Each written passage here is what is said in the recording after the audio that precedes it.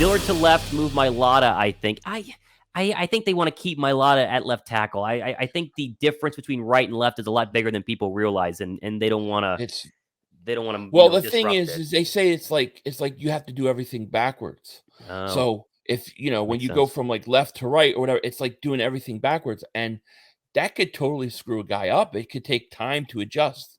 What if he struggles being moved, and now you have a problem on both ends? So I think you have to keep him.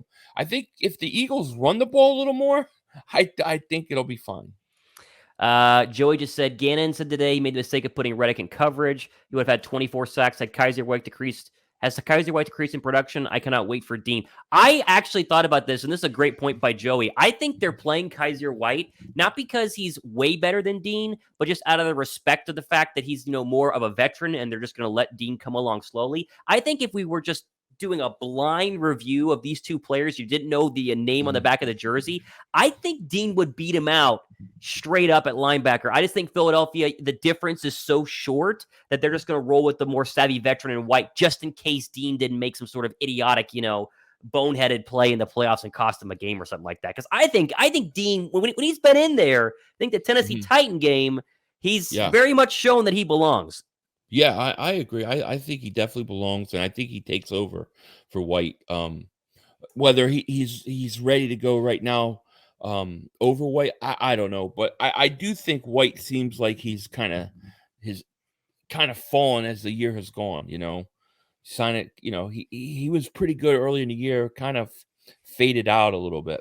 Would you guys rather? Okay, guys, would you rather add D-Hop to our offense or let CJ Gardner-Johnson, Bradberry, White, Graham, Cox, and all walk? Look, that's a very, very weird. Would you rather? I see. Paying for D-Hop, and then it means you have to lose all those other people. No, they don't need DeAndre Hopkins. We don't. No, I don't need DeAndre. I have AJ Brown and Devontae Smith, who, by the way, is an absolute stud.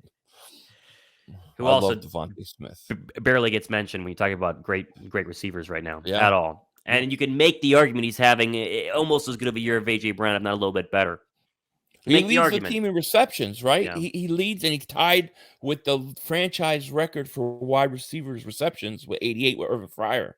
So, I mean, he's had a really good year. And I think they started using him a little different. Like, I think everything was short early on with him.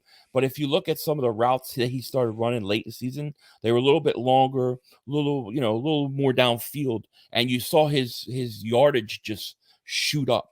Yeah. Because at one point he didn't have a lot of yardage, but he had receptions. All of a sudden, it shot up. So I think Devontae Smith is an absolute stud. I just do. It does. I agree. I totally agree. Joy says, could Marcus Brady be the new OC? Is Marcus Brady helping Gannon? Do you think he has a big hand in the offense? By the way, stop the soft cone coverage. Gannon needs to play man-to-man.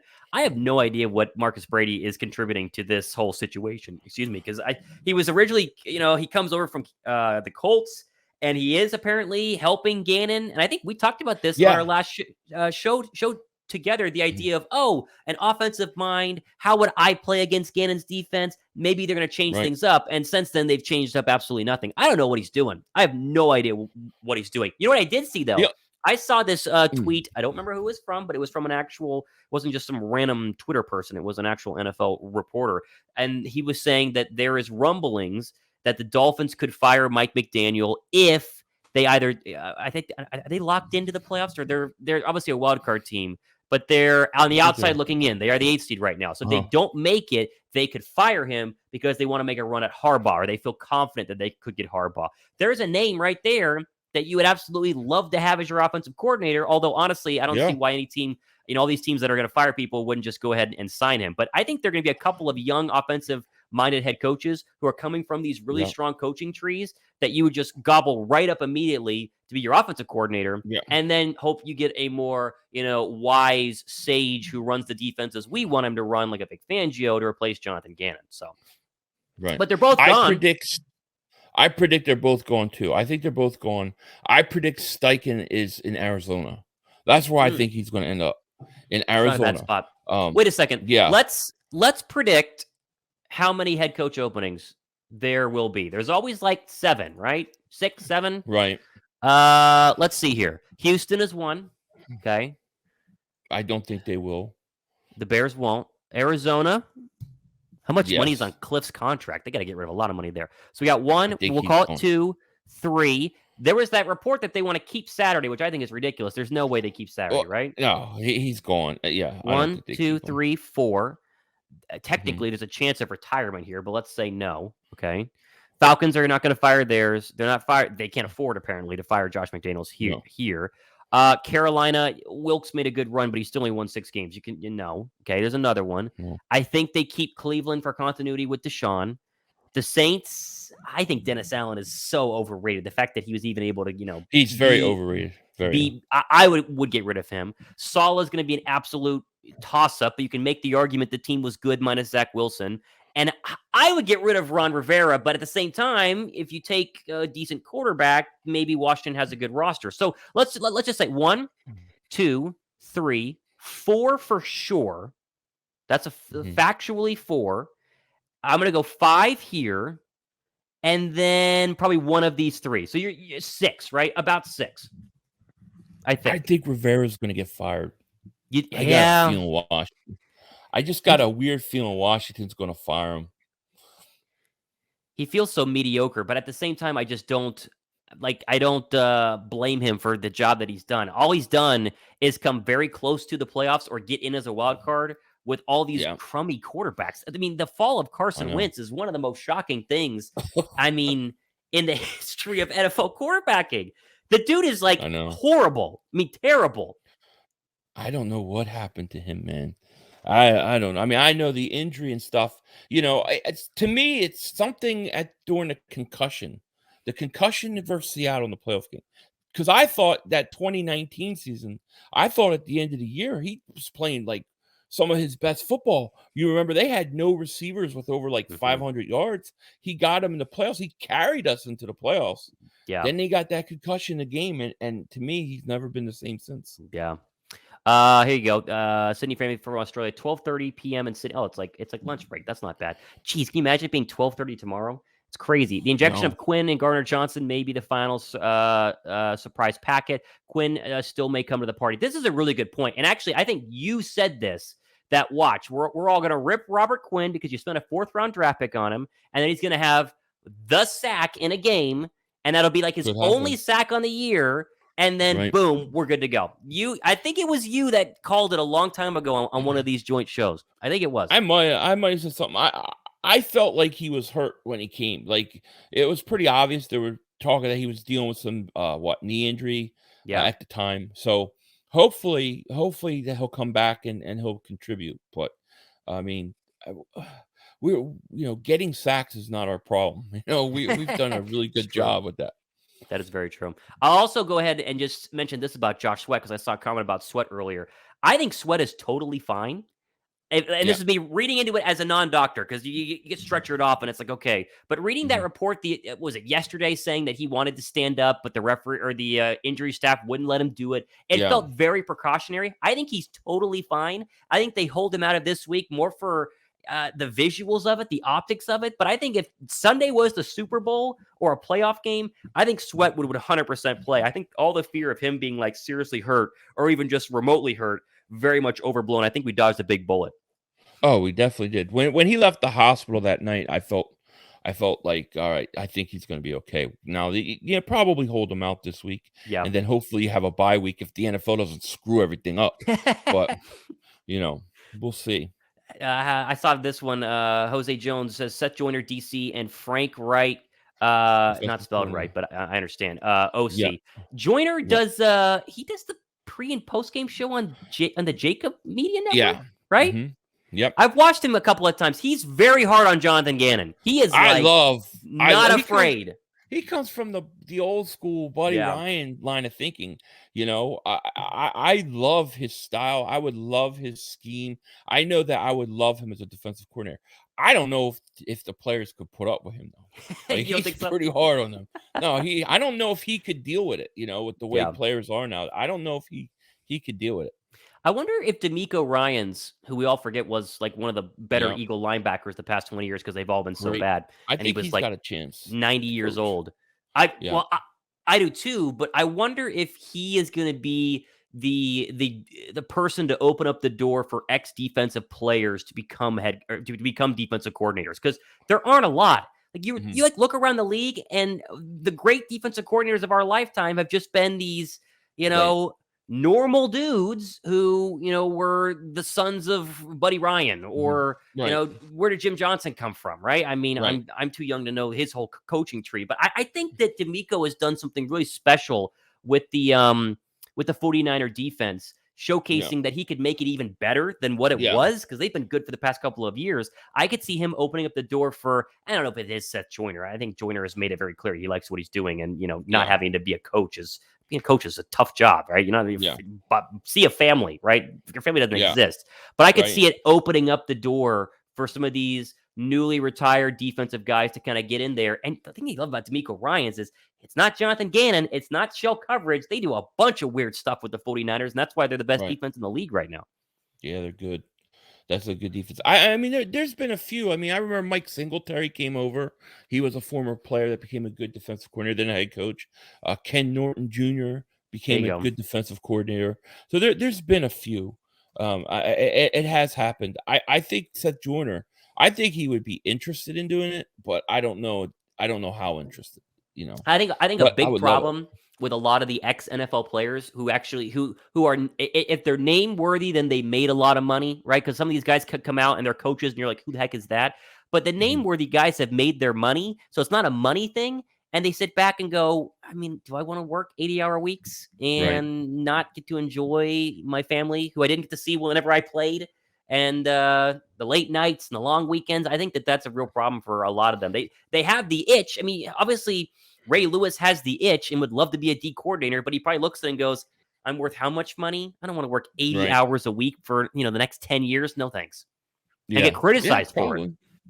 Yeah, probably. Joseph Delphia. That's a fun name there with the Jalen Hurts picture. Maddox makes the defense look a lot faster. Yeah, they're going to have to get a corner, either a big name free agent nickel cornerback, or do something in terms of the draft to make sure that they have his spot filled up for next year, because we assume Bradberry and Slay are going to be the same two starting guys. But I just don't know if you can trust Maddox to be healthy enough anymore. And I love him.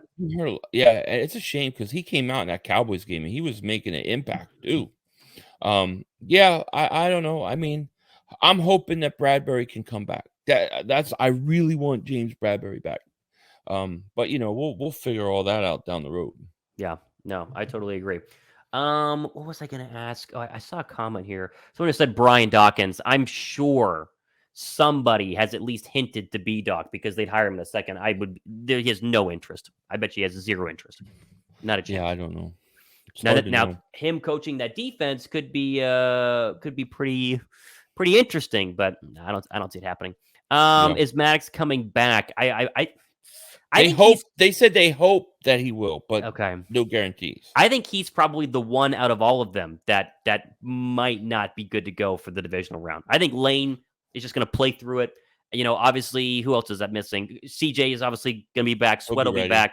I think Maddox is the one that you would probably not going to happen. Yeah, Maddox iffy, and Lane you have to worry about the pain. Can he do it? Like you remember a few years ago, we had Deshaun Jackson. He had a groin injury. Instead of getting the surgery in which he would have been back at the end of the year, he tried to rehab for like 8 weeks, came back like one series, and then he went out and had the surgery. So hopefully it's not a situation with Lane, but I really think the Lane thing depends on getting to the second round of the playoffs. Fine. Sign Cre'Von LeBlanc, and what's up with Trey Sermon? So Cre'Von was something I think all of us talked about last week because he tweeted about it, or 2 weeks ago, whenever it was. There's just no way they're going to pull him off the street, because the problem with signing Cre'Von is that there's this whole risk factor if you put him on the football field and he just gets obliterated because he hasn't played in so long. And then you're in a playoff game and it's like, oh, here comes Cre'Von LeBlanc, and he just gets completely abused. And so that's why they're not going to do it. Sermon obviously is not good enough to play, or else he would play. The Eagle coaching staff is not that dumb. I don't understand it at all. I mean, I don't understand it. Last week you had Miles Sanders with 12 carries. Then you have Ball Scott with 2 and Kenneth Gainwell with 2. But the thing that bothers me the most is that on third downs, they put they put Gainwell in. I know. Gainwell's a third down back. I don't understand why you take Miles Sanders out on third down. Well, it makes no sense to me. Well, especially the most infuriating thing is a 3rd down and 3, and they're running it out of the shotgun with Kenny Gainwell. That's what really gets me. It's it's crazy. God. Like I want my biggest playmakers on the field on third down. It's like the Lions back in the day when in goal line situations they would take Barry Sanders out of the game. I never understood it. Yeah, doesn't make sense. Day. And every time I see Gainwell 3rd and 1. And it's Gainwell or third. I'm like, why is he in the game? Like, and then you look at every time we have like a 4th and 1, right, or 4th and inches, they quarterback sneak Jalen Hurts. That worries me that they sneak him that much. Yeah. Why not have Sermon or a bigger guy that can go in and get that first down? And I don't think they've activated him since the Jaguar game. I don't think he's actually been active in any of these games, minus the one that I was at. He had 2 runs, and I was like, gee, he looks pretty good. He looked like J.J. And I haven't seen him since. That was it. This is a crazy one. If we win the Super Bowl, would you trade Hurts for 2 firsts, then sign Lamar, have to pay big quarterback money regardless? Shouldn't we get more picks for the future? No, absolutely not. No, if Jalen Hurts wins the Super Bowl, I am not getting rid of a Super Bowl winning. Can you imagine? I'm not oh, my goodness. We already made the mistake with Nick Foles, right? You got rid of him, and you saw what happened. I will say this. The Lamar Jackson situation should be an absolute studied case by everyone in the front office of the Philadelphia Eagles, because you're seeing what happens, right? He runs a lot, gets banged up. Now, Hurts is a way more, I said this on my show like 2 weeks ago, he's a way safer runner just by the way he runs. Like, Lamar can take a lot of big hits, and Jalen, although he did get hurt this year, doesn't take a lot of big hits. But the whole Lamar contract situation is what you need to study, because here's a situation I saw today. Lamar is pretty much healthy, but refusing to practice with the Baltimore Ravens. He has a knee injury, but he doesn't want to play at 90% or 85% or whatever it is for risk of injuring himself again and then missing out on $250+ million. And I know that Lamar and Jalen are a little bit different in that I think Jalen would take $250 million, straight up and just, let's focus on winning. Not to say Lamar is not, but I just see him a little bit different. But the Ravens are in a tough spot, because are you then just going to cave to him for sitting out on what is a very important game? Not only this weekend, is he going to come back for the playoffs? He's been out for a month now. You want to talk about rust? It's fascinating to watch right now, and Philadelphia should make sure they do whatever the opposite is. And it's why you don't wait till the last year of a contract. Like that's why you have to extend Jalen Hurts this year. Now, how he can set it up in a way in which it doesn't really kick into the following year, but you can't go into that last year and risk it, because you have a guy like Lamar Jackson who doesn't want to go out there and risk playing at 90% because he doesn't want to risk everything. I totally get his point of view. And if they would have signed him to a contract, I don't think that would be an issue right now. Yeah. Noah says, what do you think the Eagles will end up doing with the Saints' first-round pick? Also, where are we currently picking? I think it's 10. I can confirm that. 10. And or 10 I think or 11. I think it didn't move. Let's see. We did this last time. It's 10. Yeah. So it's 10, and it looks like based off of, and I don't know the tiebreaker scenarios here, but going off of wins and losses, you can't get it any higher than 7, right? Because even if they make it 6 and 11, well, I guess you could go, yeah. So that's right. So it can't go higher than 7. So you're basically locked in to anywhere from 7 to 13. And there is tiebreakers. I don't know the tiebreaker between they got Cleveland lose. or whatever. Right. We need them to lose this week. Exactly. But it's going to be right around here, which is still a fine pick. But this is very different from being 3. If it was 3, I think Howie 100% was trading that one back to get just a bevy of picks. If it's 7, 8, or 9, I think Howie stays put and takes the best player available that we need. A corner, a tackle or pass rusher, whatever it is. I think you have to, especially with the amount of guys that you could possibly lose. I think you need to add that talent, a guy on a rookie deal, So, yeah, I agree. I think someone just said John Clark had him on a video today saying he wants to play for the Eagles. Him as in Lamar send me that video on Twitter. I never saw that. I'm sorry, but I'd rather have Jalen Hurts. I would too. I think Hurts is a better thrower of the football, at least from what we've seen this year. I think so too. And I think Hurts, I feel like Hurts is a big pressure quarterback. Like, I think he'll come through in the clutch. Joey just said me and Philly got the sermon question every week. Seems Gainwell's been the prime back. Remember the dive fail? That was really bad. Oh yeah. Jeez. Yeah. I forgot about that. Oh my gosh. I like it. I don't hate Gainwell, but again, on 3rd down and 3, when I see number 14 in there, I want to just, rip all my hair out. And especially when they aren't going hurry up. Another back. Yeah, I'd see him as another back. I don't think Gainwell could ever replace Miles Sanders. I don't think he'll ever be a number 1 running back in this league. I just saw one that I wanted to see here. I wanted to bring up, where is it? Hurts contract, $50+ million a year. It probably will be. As long as he doesn't, as long as he doesn't lay an absolute egg in the divisional round. Like if he was just atrocious, then maybe not, but they probably still would. Right. But if he wins it and looks anywhere halfway decent, it's going to be very high. Very high. 47, 48. It's still very high. I think it's 50. I think he's hitting 50. I definitely do. I don't think there's any way around it. Skid marks. There's a good name. Fellas, do you agree with that when you blitz, you cover up a weakness by bringing pressure? And if the pressure gets home. Yes and no, right? Pressure has to get home. Yeah. It can if the pressure gets home. My whole philosophy on the blitz is that the NFL, especially over these recent years, they want to give the advantage to the offense, and they have all these rules against the defense. And really, the only way to kind of nullify that is to get pressure on the quarterback. That's really, to me, the only thing you can do. So I'm a big believer in the blitz and getting pressure, but you also give up. You also could give up more big plays, because you open yourself up too at times. So it depends a lot on the quarterback situation. And I think, you have to get home. If you're not getting home on the blitz, you're going to get killed. Well, and I think a lot of people worry about blitzing when they have bad corners. And that's why Gannon's scheme doesn't make sense. Like Gannon's scheme feels like it's built around having bad corners, like making sure you give them lots of help and lots of safeties over the top. Yeah. And we're just going to get pressure with 4. That way there's still 7 back, but you have 2 incredible corners. It feels like if there was a football team to lead the league in blitzes, or at least be top 10, it'd be Philadelphia, because you trust Slay. Even though he's been a little shaky the past couple of weeks, but you trust Slay. You love Bradberry. And, Epps isn't that great, but he's not horrific. He's not the worst. He's not getting torched every single snap. I just feel like they could do it a lot more with Gannon, but for whatever reason, they don't want to do it.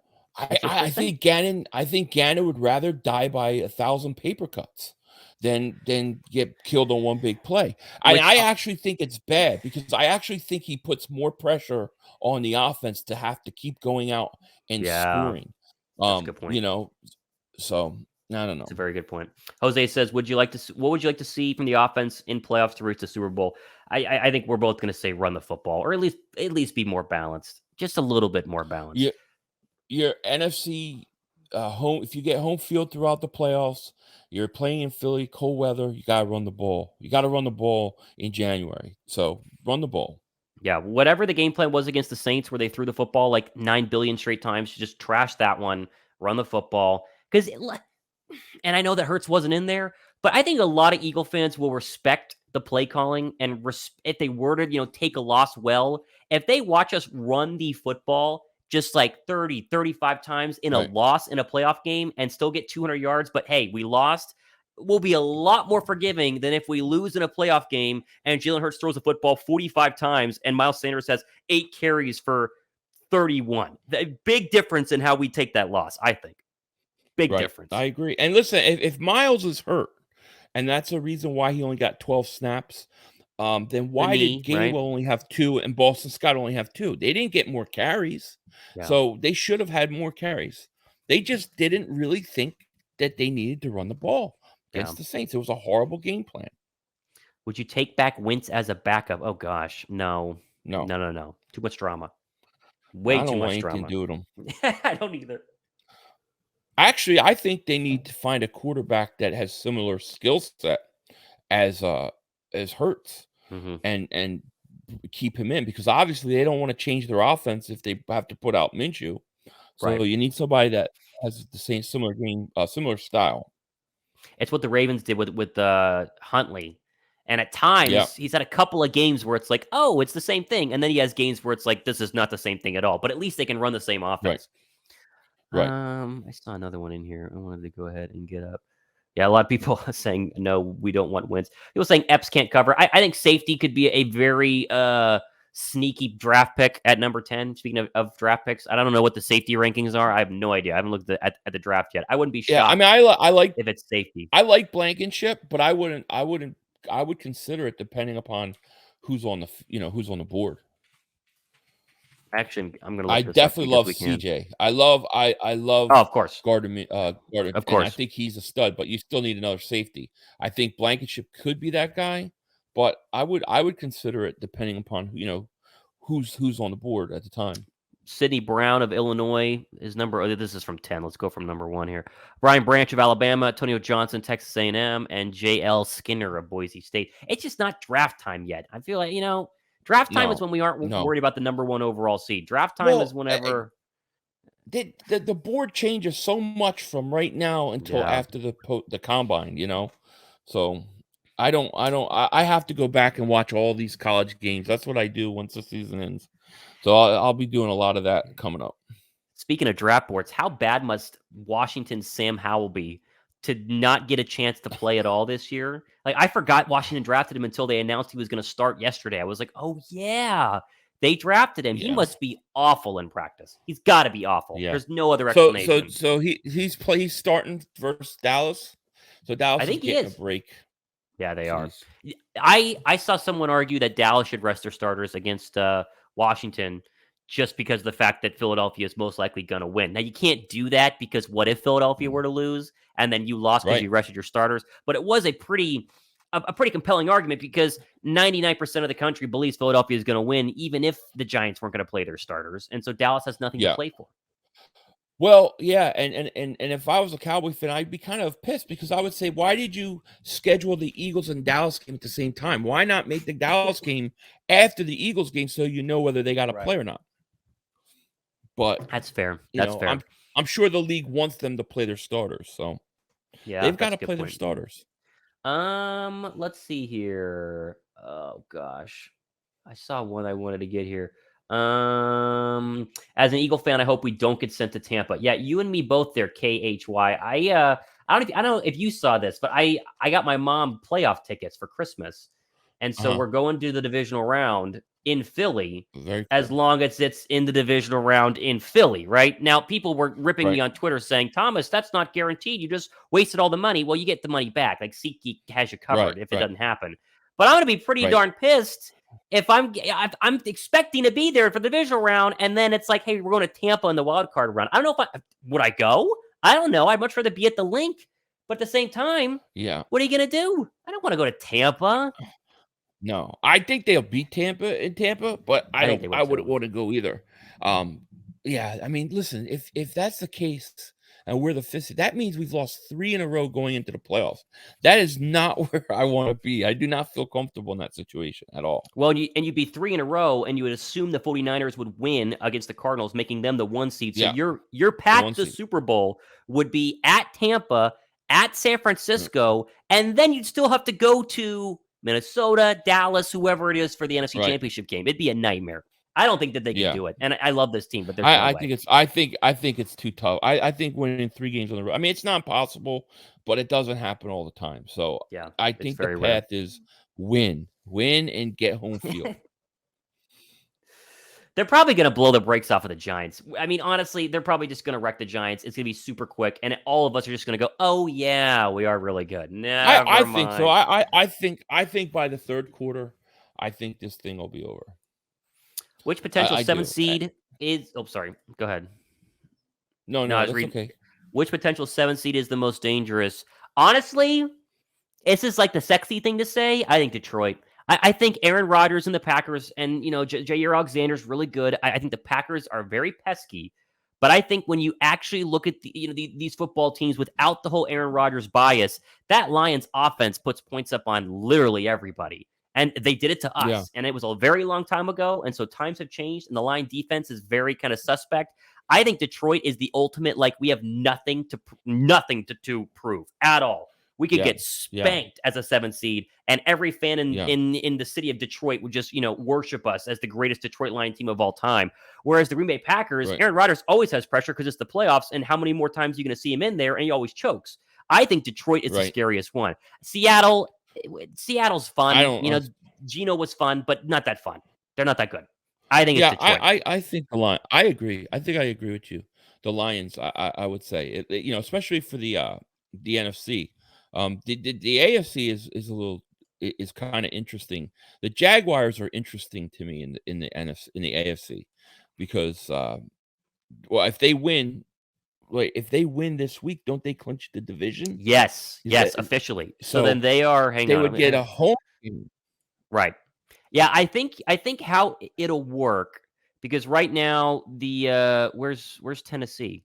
Okay, so wait, they are the 4 seed. So here is the Baltimore's the other 6 seed. This is all screwed up. I don't know why they say in the hunt and yet have them as the 4 seed. So it's going to be Baltimore and New England most likely as your 6 and 7, with the Dolphins having a chance as well. But the Dolphins have to have the Patriots lose to Buffalo and also win with their third string quarterback, whoever that guy is. So it's going to be Baltimore and the Patriots. And to me, neither of these two teams in the wild card scare you. I think the AFC is so simple. It's whoever has to play 2 of these 3 teams is probably not going to make the Super Bowl. And it'll just end up being the other team versus the team that doesn't have to play the 2 of them. Like, this is all that matters. Love Herbert. Herbert's fun. I love the Jaguars and Dougie P. But none of these football teams have a chance against these 3 teams right here.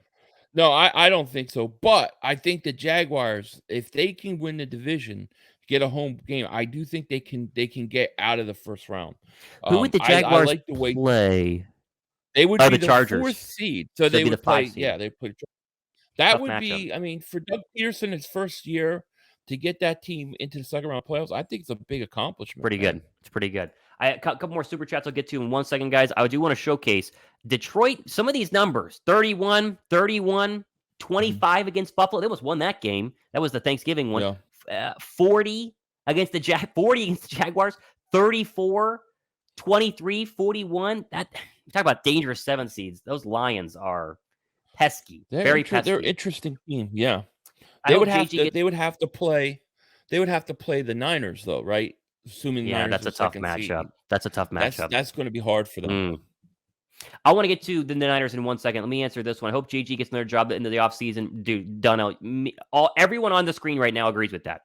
That make it so easy, right? Oh no, we lost him. Darn it. Yep. But see ya. I think he'll be a better head coach than he will a coordinator. Possibly, because then he's got other things to worry about besides playing shell coverage and getting shredded by Dak Prescott. Right. Yeah. Sydney family. There you go. Do you keep Bradberry or CJ? I think it's CJ. Keep both. But if you had to I'm pick, keeping both. I have to go CJ if I have to pick. Yeah, because of the youth, because he's younger.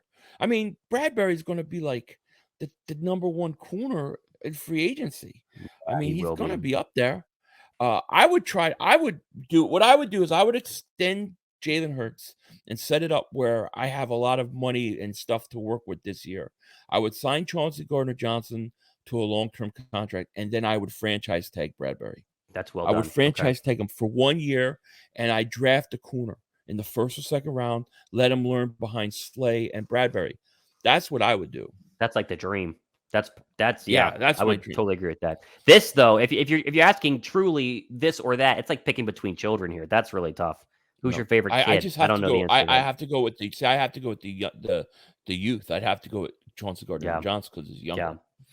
Yeah. We won't go for much longer because we're already at an hour here, but I do want to mention the 49ers. I have said this on my show. I want to get your take on this because I think it's fascinating.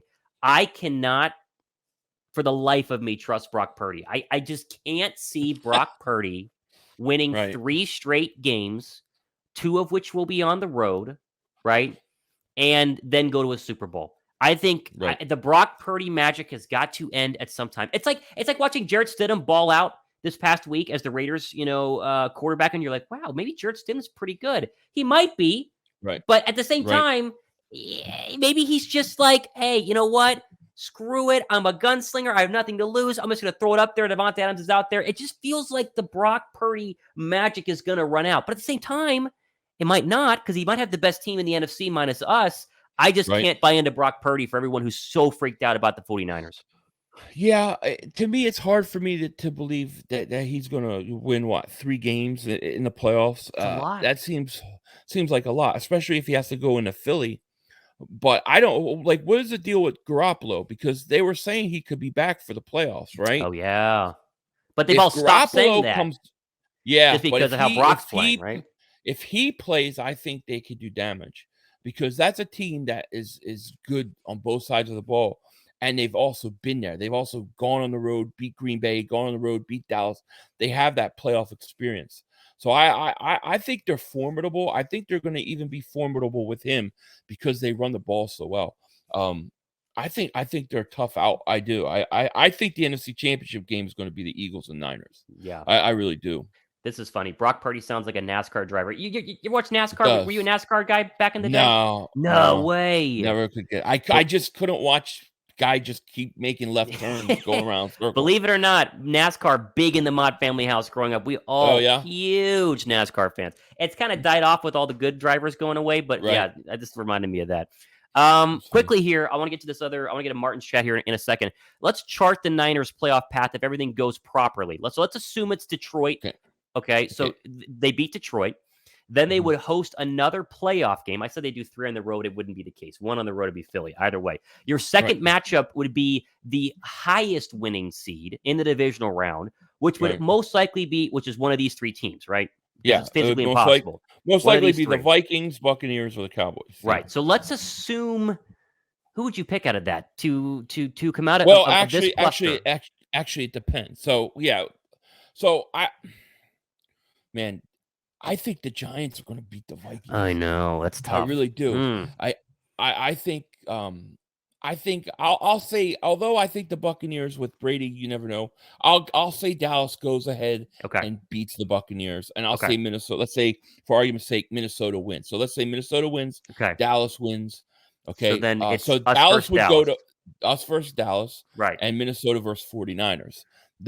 We would have a lot tougher game than the 49ers. I think the Niners would beat the crap out of Minnesota, to be honest with you. I agree. Okay. Yeah, I just wanted to chart that out. That's interesting. Yeah. Did you get Jalen Ramsey? No. How old is Jalen Ramsey now? Goodness gracious. He's got to be old. No, I'm not sending my first round picks for any veteran. I don't need that. I need young guys that could come in and play under a rookie contract. I got a lot of guys to possibly replace. Yeah. I think I would probably, if I had to guess, I wouldn't mind a situation where you take a pass rusher, like another defensive end in the first round. And then maybe with your second pick, take either a corner, possibly a right tackle, depending upon who's available.